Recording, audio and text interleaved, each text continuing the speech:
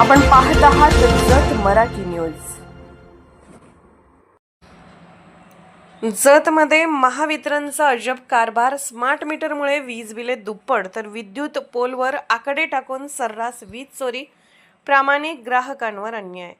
जत तालुक्यात महावितरणच्या कारभाराबाबत गंभीर प्रश्न उपस्थित होत असून एका बाजूला स्मार्ट मीटर बसवल्यानंतर ग्राहकांची वीज बिले दुप्पट तिप्पट वाढल्याच्या तक्रारी समोर येत आहेत, तर दुसऱ्या बाजूला महावितरणच्या विद्युत पोलवर अनधिकृतपणे आकडे टाकून मोठ्या प्रमाणावर वीज चोरी सुरू असल्याचे चित्र दिसून येत आहे। या दुहेरी समस्येमुळे प्रामाणिकपणे वीज बिल भरणाऱ्या ग्राहकांमध्ये तीव्र नाराजी व्यक्त होत आहे।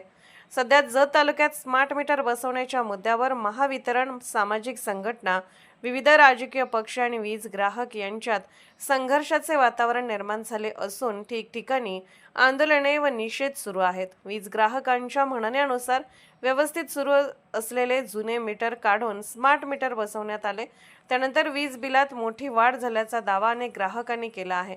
पूर्वी सुमारे 700 रुपये वीज बिल येणाऱ्या ग्राहकांना आता 2100 रुपयांपर्यंत वीज बिल येत असल्याचे सांगितले जात आहे। त्यामुळे स्मार्ट मीटरमुळेच वीज बिलात वाढ होत असल्याची भावना ग्राहकांमध्ये बळावत आहे। दुसरीकडे राज्य सरकारने शेतकऱ्यांसाठी शेतीच्या वीज बिलात सवलती माफीच्या योजना लागू केल्या असतानाही तालुक्यात अनेक ठिकाणी विद्युत पोलवरील तारांवर आकडे टाकून शेतीसह घरगुती वापरासाठी बेकायदेशीरपणे वीज वापरली जात असल्याचे दिसून येत आहे।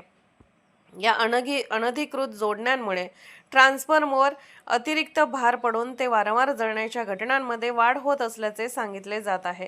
परिणामी संपूर्ण वीज पुरवठा यंत्रणेवर ताण येत असून नियमित वीज बिल भरणाऱ्या ग्राहकांनाच त्याचा फटका बसत आहे। स्थानिकांच्या म्हणण्यानुसार जत तालुक्यात असे क्वचितच एखादे गाव असेल जिथे आकडे टाकून वीज चोरी होत नाही।